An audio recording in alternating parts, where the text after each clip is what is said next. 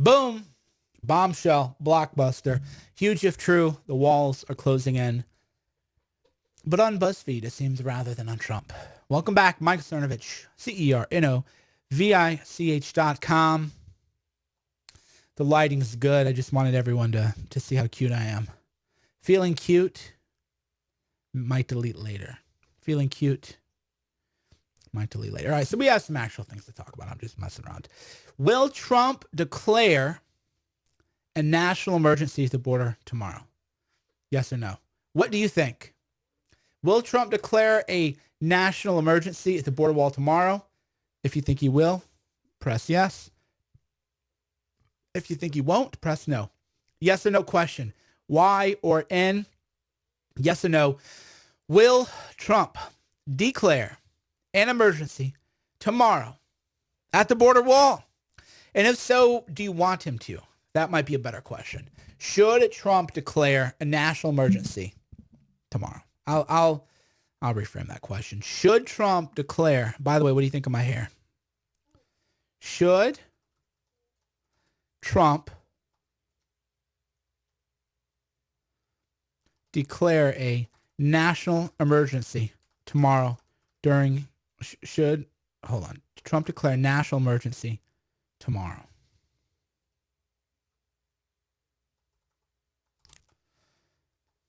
Okay. Yes, no, unsure, just show results. What do you think? Should he call me up? Let's talk about it. 1-866-438-1487. I'll tell you that one more time. 866-438-1487. Should Trump declare a national emergency tomorrow? Yes or no?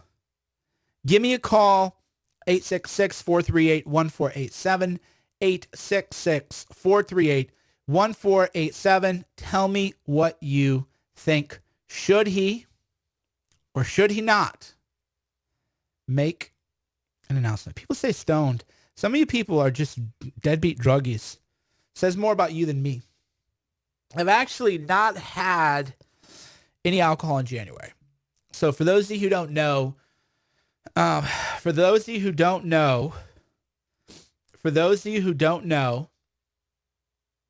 tell you. I go periodically, I just take a month off of wine. Why? Just because, one, you don't want to become addicted to anything.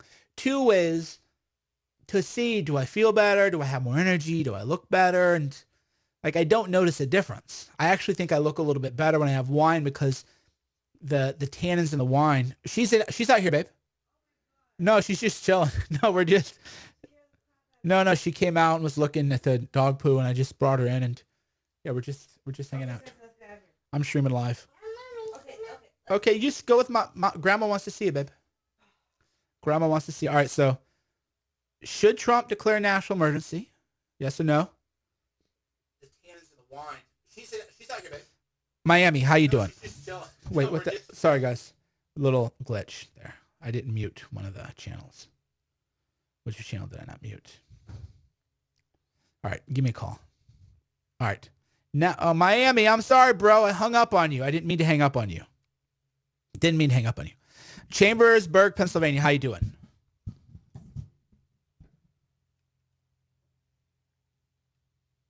Yes, sir. Pennsylvania. How you doing? I'm doing well myself. Welcome.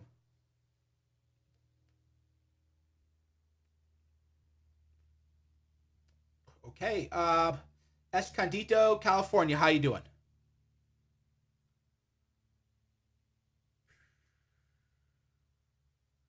Hello, Mike. Yes. How are you? You're talking, sir. Okay. Maybe that's me. Maybe that's them. Escondido, California.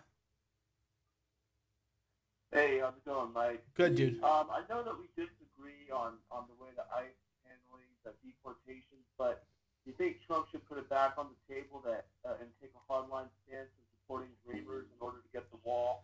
I've been discussing this with a lot of my colleagues, and a lot of them think that this is a good message for him to finally get the wall. I mean, what do you think on that? I don't think he needs to deport anybody right now. I think he's winning so far. Keep that in his pocket because there's gonna be a whole rush of court challenges and everything else. He could have done that 2 years ago. So whether or not he should do that down the road, I'll punt on because maybe he will, maybe he won't. Me personally, I'm not big into deportation. So for those of you watching, those of you who don't know, I said this on a 2015 interview with the Rubin Report. I'm not a deportation guy. I think that makes people live in fear. It makes them distrust law enforcement. It leads to social incohesion. I'm just not a deportation guy. But you should deport the criminals and everything else. But I don't think dreamers should be deported. Just me. What do you do with them? I don't know. But I'm not into deporting people who came over as kids. They're like an age cutoff. If you came over at 16, come on, bro. 15, But somebody comes over at 11, brought over by their parents, and you're going to deport them? Not really into that. But if he does it, it's one of those issues where I'm not into it. But if he does it, I'm not going to like march in a protest or something like that either. It's just an issue where I don't think you should. I don't think it's a good thing to do. But a lot of things happen that I don't agree with. And whether or not I want to protest it is another story. Miami, welcome back. Yo, how's it going, sir? Well. Congratulations on your daughter, man. Just wanted to tell you that, bro. Thank you. So yeah, man, in my opinion, I think Trump needs to fucking... I'm sorry. That's okay. Should I curse? Am I allowed to curse? Well, you shouldn't curse. I curse too much. We try not to curse. Yeah, it's just bad to do anyway. Yeah, but anyway, I feel like if he doesn't declare a national emergency now, what would be a better time? He just got Pelosi on the ropes. Yeah. This story just got busted. I feel like he's at a high right now that he needs to take action on it. I agree. 100%. I agree. There's no better time than now. I think it's the best move for Trump to do. So I think he should. I hope he does. I think it's a big win if he does. I think it's the right decision if he does. 100%. And I suspect that's how most of you think. Thank you, sir. Yeah, the declaring emergency to me is kind of like no brainer, really. A no brainer. Get the media apoplectic. The timing too with the BuzzFeed reporting couldn't be better too. So let's go. Yeah, the timing with the BuzzFeed reporting could not be better either. That's for sure. That's for sure. All right, we're taking calls 866-438-1487. Do you like my hair? Yes or no? Yes or no, do you like my hair? My new hairstyle. Press Y if you do, press N if you don't. And if you're just jealous, deal with it.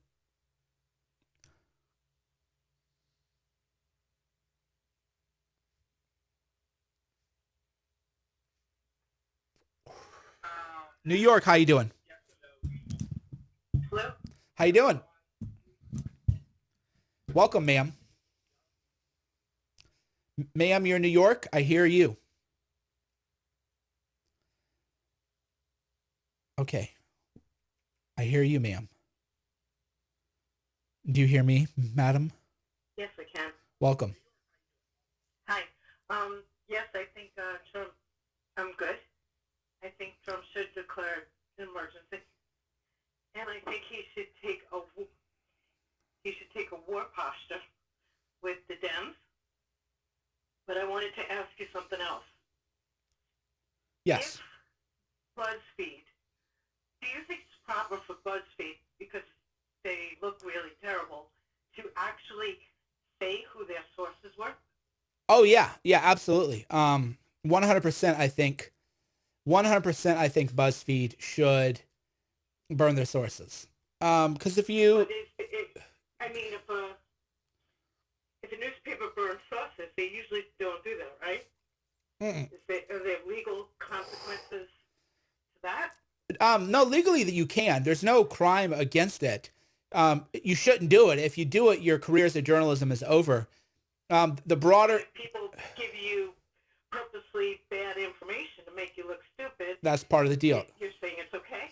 Oh, yeah, absolutely. And that's well known. The kind of people who would have given BuzzFeed the story, they would know that that's like the deal. The implicit deal is, I'll protect you to the point that I will go to jail if they tried to make me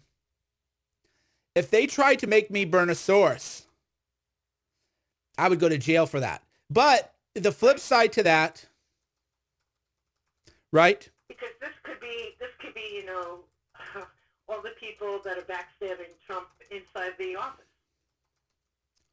Correct. Exactly.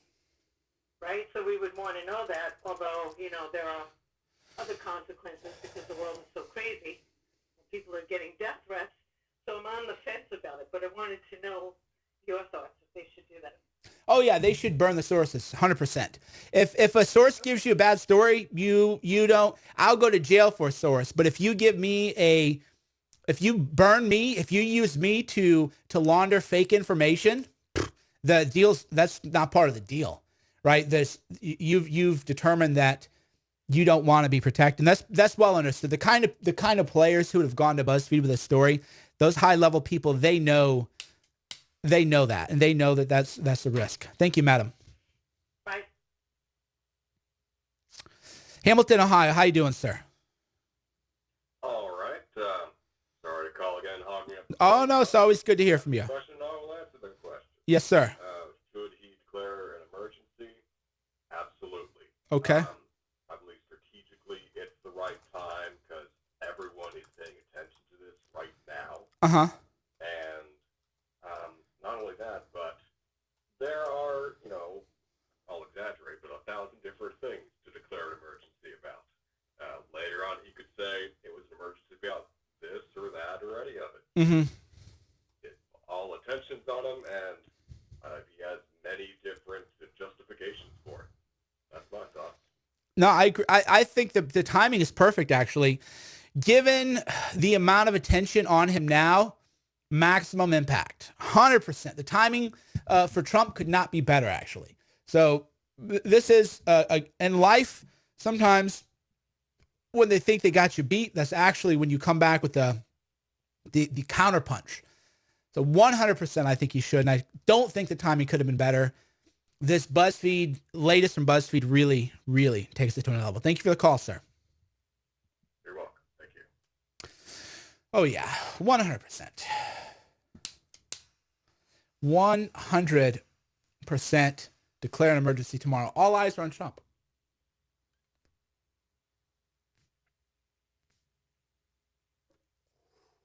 Let me teach you a little trick if you're a neophyte.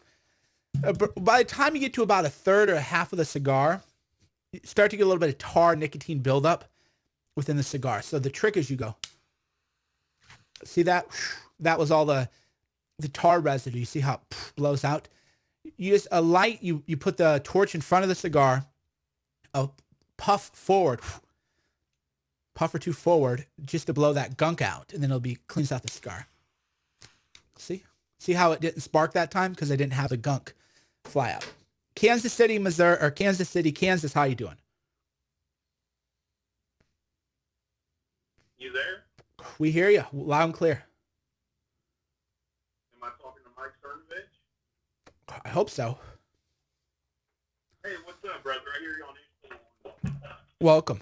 I just seen your live tweet. I called and I can't believe I'm talking to you. That's awesome. It's me in person. Yes, sir. Hey, what's the deal? It feels like you got a liberal touch, you know, like on your tweets and stuff. It just seems like, I don't know whether you're 100% behind Trump and what he's doing, or are you not? Well, I'm not. My job isn't to defend Trump. My job is to provide analysis to people that they're not going to find anywhere else. So if people want just rah, Trump is the greatest, everything Trump did is the smartest thing ever in the world, there are accounts that you can follow for that. if there are accounts, never Trump, Trump is bad, Orange Man this, there are 1,000 accounts to follow. If you want to just hear a straight, rational analysis and learn a lot while we're doing it, then I'm the guy to go to. So for the pro-Trump talking points, you can go to Hannity. There's so many people that no matter what Trump does, it's like amazing. And then there are people like me who I try to provide just a really down the middle, down the line, truth telling about whatever is happening. I agree with that. I like a fair and balanced. I just like some all the BS news, about the collusion with Russia, yada yada. Stormy Daniels, the Wolf book that came out. It's just everybody has. Today we're going to take them out. Tomorrow we're going to take them out, and it's all fake news. And there's just no proof of anything, and I just don't understand how I'm just behind him because there are no facts behind what they're saying. So I understand where you're coming from. Somebody's got to watch the watchers, and you got to stay on top of it because nobody's perfect. But yes, sir. He's doing good things for America and for our family, and we really appreciate it. We just don't see anything to hold against him right now. So all right. That's my comment. All right. Well, thank you, sir, and God bless. Hey. Phoenix, and by the way, those of you wondering, I'm not inhaling cigars, but I have a ventilation system here, so it kind of blew a little puff back at me, so I got to. Phoenix, Arizona, how you doing? Chicago, I'll get to you. Chill out. Phoenix, Arizona, how you doing? Hey, can you hear me? We loud and clear. All right, awesome. So I kind of have two questions. First, what about your tweet from yesterday about game theory and like the left sort of always backing a position and the right kind of sort of kowtowing the line? I mean, where do you draw that line? Because obviously, once the evidence comes out, it's pretty stupid to back your guy. But since you just said that like about 75% of people see the initial story, they don't see the follow-up retractions. Like, where do you draw that line? That's a great question. So for those of you who didn't hear, I said that the reason the left wins is because they always back the fake news that supports them. But on the right, you tend to be more honest and not back the fake news that supports you. So if you want to win, you should adopt the strategy of the left. That's not really my role, though. So for me, it's just a question of what do I want to do? So I don't want to just do, and by the way, I've lost a lot of viewers and readers as I transitioned from just a pro-Trump guy to a more call it down the middle. Probably I lost, I don't know, a fourth, maybe a third of my audience. And that was calculated by me. So, because a lot of people would say, Cernovich, if I want to hear criticisms of Trump, I can go to CNN and MSNBC and 10,000 resistance accounts, and I can go anywhere. So when I read you, I don't want to read any negative Trump stuff. And my answer to that is, well, your critique is well taken. My answer to that, though, is I have to do what interests me and what I'm excited to do and what I like to do.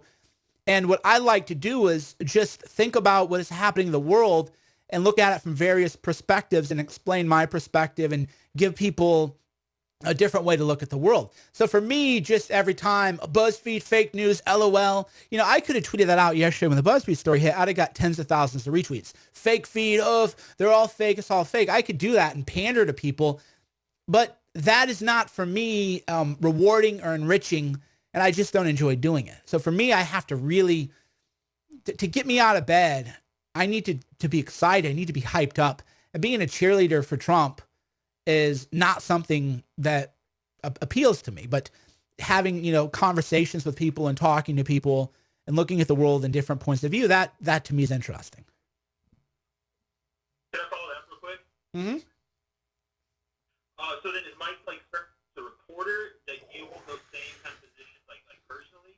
I mean, would you? I guess do you vote along the same kind of ways where you look at a report or like an article? Okay, so I'll give you the BuzzFeed story is a great example. of the way I look at it. Here's what I said about the BuzzFeed story an hour and a half ago. I said that I know BuzzFeed would not manufacture sources. I know that that would go through review. But I didn't think the story was true. I think they got burned by their sourcing. So my point of view was, you know, BuzzFeed, they do actually do some real journalism. They have broken some big stories. You might not remember, but I broke the John Conyers story via BuzzFeed. So they do some actual good work, but I didn't think it was a true story, but I didn't think it was fake because they made it up. I think they got played. I think they got, you know, to use Ocasio-Cortez's terms, I think a TRAIN was run on BuzzFeed by some sources, right? That's my own point of view. But I don't think they just made it up out of whole cloth or whatever the expression goes. So, and that's what I said. And as it turns out, you know, that like came to be true. Now, whether I'm a reporter, not a reporter, I'm a lot of different roles. When I get a big story that I feel good about, I break it. When I do a lot of media commentary, cultural criticism also. And so my role shifts on what I do. I'm also a mindset guy. I have a bunch of clients that I work with on mindset where I just help people live better lives. So I have a lot of different things. I'm a filmmaker. I have a movie, Hoax, that is going to be in theaters soon. So for me, I got a lot of things going on. And I tend to shift my emphasis onto what I am, because you are what you do. So I tend to shift my emphasis on what I am based on what I'm doing. So I'm a filmmaker because I'm in filmmaker mode right now, getting this film out. And once the film is out, maybe I make another film. Maybe I go break some stories. Maybe I just hold more mindset seminars, which I enjoy doing. So it all varies. All right, awesome, man. I look forward to the film. Thanks for taking my question. You're welcome. By the way, you can go to GorillaMindset.com. GorillaMindset.com for all my great mindset work. We have a bunch of people on queue. I do want to get to everybody. Toronto, how you doing? Hey, Mike. Can you hear me? We can hear you. This is Brandon from Canada. Welcome. So, I was scrolling through Twitter looking for your reaction to the BuzzFeed change, and I saw the picture of your daughter, too, so thank you. Congratulations on that. Thank you. Yeah, it's the BuzzFeed story. It's funny. I think a problem that a lot of journalists run into is some of the stuff that they cover, they don't really know the ins and outs of the topics that they're covering. Yes. So I don't know if that was the case with this story, but I think it's the case in a lot of these stories that kind of fizzle, where they're covering things they don't really know the impact fully of what they're covering. They may think something's bigger than it actually is. And like you were saying a moment ago, I do think they got burned by a source. Mm-hmm. Yeah. They do some really good journalism, but yes. And this is not doing them any favors. That is and speaking of which, I don't have my rig here, so I'm gonna have to read the tweets, unfortunately. But a friend of mine and a great lawyer, Robert Barnes, tweeted out, if you understand how the criminal justice system works and how prosecutors operate, then you know there's zero chance Cohen gets sentenced if he had actual evidence of crime against Trump. So this is a fantastic point. And this is one of the problems a lot of people in media have. Me, I've done criminal defense work, so I know how this stuff actually works. Most people don't know that I am a licensed attorney. So, and I've done a considerable amount of criminal defense work. So if Cohen really had this devastating, because it ends Trump, if Cohen really could prove that Trump has suborned perjury, then he would not have been sentenced. He'd be a cooperating witness still, right? But if you don't know enough about the law, and by the way, I forgot to bring that up earlier today, so crack the whip on me a couple of times like we're in Saudi Arabia. So I should have brought that up earlier. That's one of those issues where you're like, yeah, I mean, and this is too why people follow me, is for the variety of perspectives and the nuance that you get here you don't get anywhere else. That's the kind of nuance that we bring is, yeah, that's great. Robert made a great point. I completely slipped my mind in analyzing it. That was my mistake. Is, yeah, there's no way that Cohen would have been sentenced to prison because he'd still be a cooperating witness. Duh. And that, to me, more than anything else, kills the story. And that too is the problem. A lot of these reporters, they're specialists. They don't know enough about everything, but they talk about everything. But the criminal defense is in itself. You go to law school, you get a law degree. You need to work on criminal cases. You need to do a couple plea deals. You need to know the ins and outs of the court system. And they just don't know it. But that's why, too, I follow so many accounts. And I always want to find, the right perspectives and point of views and then share them with everybody. Exactly. I'll let you get on to some more calls. Just wanted to hop on and Thank you, sir. say congrats on the daughter. Thank you. Yeah, number 2. Second daughter. Chicago, Illinois. How you doing? Hey, Mike. Thank you so much for taking this call. We came on real quick, actually. And I don't mean to change the subject at all, but can you provide an update with the boxing match for Tom Arnold boxing match. Okay, so Tom Arnold a year ago challenged me to a boxing match. And he wanted me to box him in his garage. And I was like, Tom, you're, an older guy, dude. And I'm a younger guy and I've trained, I kind of know what I'm doing. I'm in pretty good shape. I'm not going to go to your garage and whatever, what if I hit the guy in the head and he falls down and dies or something, I'm not going to do that, bro. And then I said, but if you raise 10,000, then I'll go do a charity match for you. And then he went away. So a year later, he tweets out, Cernovich backed down from a boxing match with me. I'd challenge him again. So I'm like, fine, Tom, I'll challenge. I accept. Thinking it wouldn't go anywhere, but the post went crazy viral. I was people were stopping me literally at the coffee shop, stopping me, not to channel Jacob Wall, but I do get stopped in the coffee shops that I go to. They're like, man, are you going to box Tom Arnold? And I was like, oh, this thing really kind of took off. So I'm all in. I've emailed with Tom, emailed with Tom's people, and he claims it's on. So I told him, set up a GoFundMe, raise money for charity. Let's make it happen. Yeah, let's do it, man. I mean, I'm seriously, I wasn't even going to come to CPAC because of this fight. I might actually come. It would raise a ton. I'm excited about it. So, let's see some accountability. I look all over Tom Arnold's Twitter account. He talks shit, but excuse my language. But there's no follow-up. Right. Where's the... I think I lost you, but we get the point. Thank you for the call, sir. Rochester, New York. How you doing? Oh, hey, is this me? It is. Oh, my God. Wow. Hey, Mike. Great to hear from you. I didn't expect to be on so quick.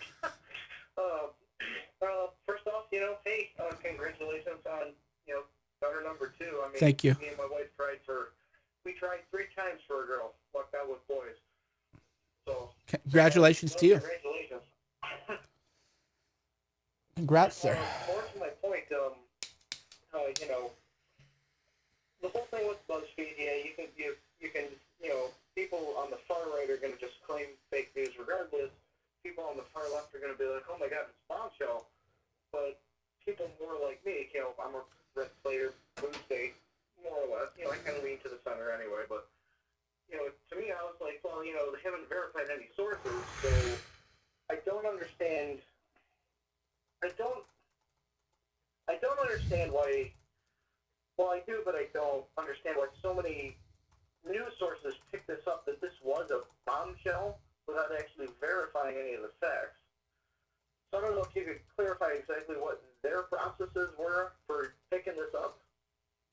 Because, even CNN, I don't think CNN even covered it.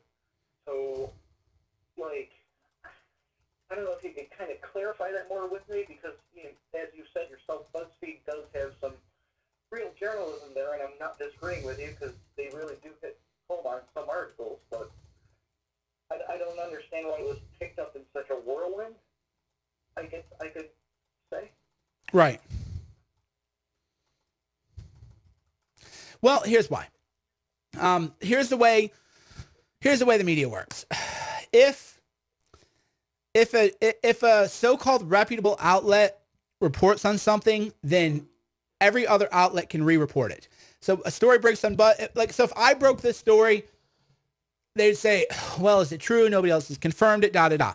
But The Guardian, which, by the way, is completely fake news, if The Guardian claims that Manafort met with Julian Assange, nobody else confirmed that. by the way, whatever happened to that Guardian story? Whatever happened to that? Yeah, I've seen it. But the media can say, well, the Guardian, they're a reputable outlet, so they can. That's how the fake news gets amplified and recycled and repeated and everything like that. So there are still people that they think Manafort met Assange, even though that story was never actually confirmed. That's just the game, bro. So there is no righteous answer to your question. The real answer, the truthful answer is that journalism as a whole, they don't care about what's true. They care about inflicting damage and pain on who they perceive to be their adversaries. And if they have a justification to spread lies about people, then they're going to spread lies about people. And that's just how the game works. Truth is inconsequential. For example, how many people here watching, if you're on YouTube, hit yes or no. If you're on Periscope, yes or no. And if you're on Facebook, hit yes or no. How many of you know there was a big March for Life today in D.C.? I think over 100,000 people. Yeah, everybody, it's not a big story. Why not? But if 20 neo-Nazis show up, every outlet in the world is giving them saturated coverage. But the mainstream media, when they don't like something, they just don't cover it. So they're trying to pretend like the March for Life isn't even happening. So you have to understand that the media doesn't care about what's true. They care about inflicting damage on people they don't like and they view as their adversaries. So if they have a basis to do that, they will. Thank you for the call, sir. How you doing, Washington, Virginia? 703 area code. Okay, we lost you, sir. 707 area code. How you doing? Hey, Mike. How you doing? Doing well. Good, good. Hey, I digest the news pretty late at night after I work out. I'm thinking clear. I get on Reddit last night and I'm reading, all these comments, all these different subreddits. Reddit has a very left-wing bias, but, as this story was coming out across the various subreddits, the comments didn't seem organic. Mm-hmm. And I just feel like that this explosion of the story was not an organic creation. It didn't feel natural. It kind of felt like to me that there were ulterior motives to get the story out. So my question to you is, why would these two sources burn BuzzFeed like this? Obviously, some people got into contact with them. They had some information. They presented this information in a professional way to them, in a way that they thought was legitimate. Why did it take off like this?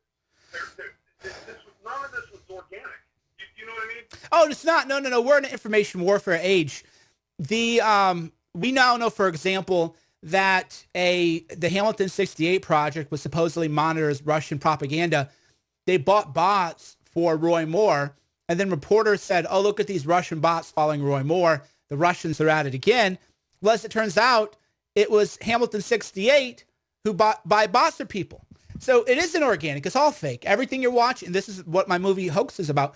Everything you're watching is a manufactured reality, a manufacturing consent, to put it in Chomsky's terms. So no, it's not. It's all fake. They're paying people all day to post on these message boards. They pay people to troll me all the time. It'll come into, I can always tell when there's like a new budget. So people will be like, man, just the trolls are out for you today. There'll be days where just every comment, like if you replied in one of my comments, then you'll have like 1,000 accounts tweeting at you. They respond to everybody who responds to me. Well, that's not organic. There aren't 10,000 people so obsessed with me that they're going to harass everybody who tweets at me. It's all inorganic. They're all being paid. So you can always tell when a contract goes out on someone because you see this inauthentic activity, and it's now been proven that this is how the left plays and this is what they do. Now, why would the two sources have burned BuzzFeed? Well, I'll tell you why. The special counsel's denial was unprecedented. This has never happened. Nobody was expecting a denial like this from the special counsel's office, myself included. So the two sources figured, oh, well, we'll play BuzzFeed and we'll get away with it because the special counsel won't deny it. Well, that didn't work. So the game is always changing. The rules are always changing. And this was a pretty major development.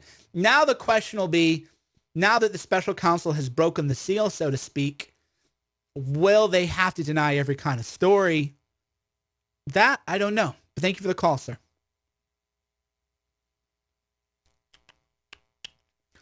Orlando, Florida, how you doing? Hey, I'm doing pretty good, Mike. Welcome. My question is, so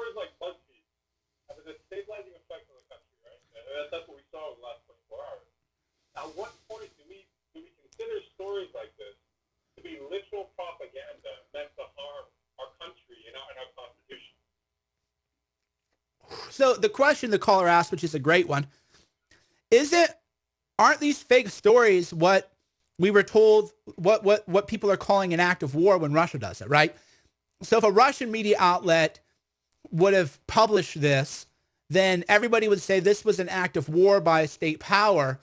So why is it that when American media outlets do this, it's just, oh, whatever, big deal, no big deal? It's a great question, sir. And I think we all know the answer to that. Thank you for the call, sir. Escondido, California. Welcome back. Area code. Hello? Yes, sir. We hear you. Oh, hello, Mike. How you doing? Doing well. Congrats on the baby. Thank you, sir. Hey, man, I'm a 18-year-old conservative. I love Trump. Cuban American. I was born in communist Cuba. Yes, sir. Hello? Yes, sir. We're listening to you. Oh, so I called it, a few hours ago, I made a prediction on my Twitter that Trump, before State 30, if a deal is not made, he's going to call national emergency, and I think it's coming true. Because he tweeted, like, Yes. he's going to announcement. Yep. So it's pretty interesting. The only thing why he's not getting the wall is because that'll be a big political win for him. Yeah, exactly. Yeah, so the caller, for those of you talking about the audio, I know the only issue technologically facing me is caller audio. We still haven't quite solved that one, but we will eventually this year. That's on my to-do list. Now, so yeah, the issue is, if walls don't work, just let Trump take the $5 billion. Most of the people who would work on it are Democrats anyway, union voters. Just give him his $5 billion surrounding year. Big whoop. Whoop-de-doo. Medicare fraud is something like, I don't know, $50 billion a year or something, and nobody's worried about that. Just give Trump the $5 billion. Let him go, hire some union workers to put some spackle in the desert or something like that. Who cares if it's no big deal? So everybody knows it works. Everybody knows it'll be a big one for Trump, the media included. So yeah, that's the problem, and that's the real reason they won't let him do it, because it'd be a major political win. Now, I don't think it's what you would call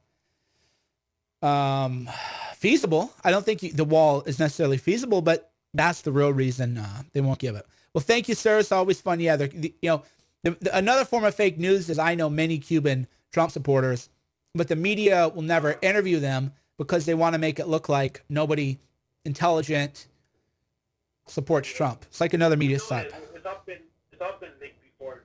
The CNN does that. Yes, sir. Thank you for the call. Thank you, Mike. Bend, Oregon. How you doing? Good. That's interesting. You're able to see where I'm from. Yeah, I have a special thing set up that because I used to get some trolls coming in and they would try to say some really offensive stuff. That way, then these like groups could say, oh, hate callers call in, and Cernovich is therefore a hate guy or whatever.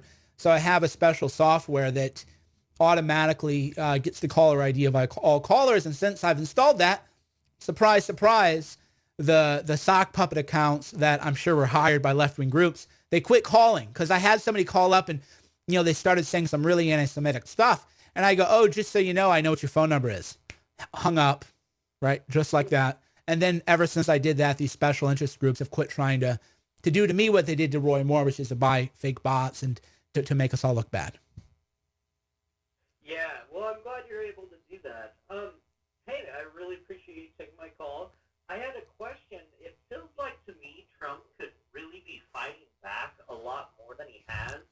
And when he didn't drop the hammer on a lot of theories, I guess you'd call them, that I believe to be true, I thought, well, maybe he's waiting for, the midterms. And now the midterms have come and gone, and, not just crazy conspiracy theories, but things that I know that people can be charged with crimes for.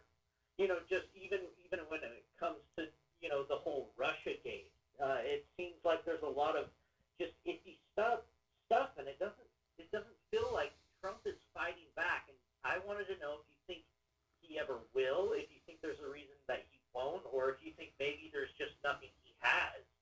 like everything that I thought might be true. Maybe my perspective of reality is completely wrong. Oh no, Trump had been fighting back. Yeah, no. So the caller question, I know caller audio is a little challenging for you at home. The caller question is: it seems like Trump hasn't really fought back. Yeah, thank you, sir. So the caller, have a good day. So the caller question is: it seems like Trump hasn't fought back. Yeah, he hasn't. Until this shutdown, he hasn't really fought back, but now he is, and now it's interesting because now Trump realizes, hey man, it's game on, dude. You got the Democrats are in the House, bro. This is war, dude. This is war.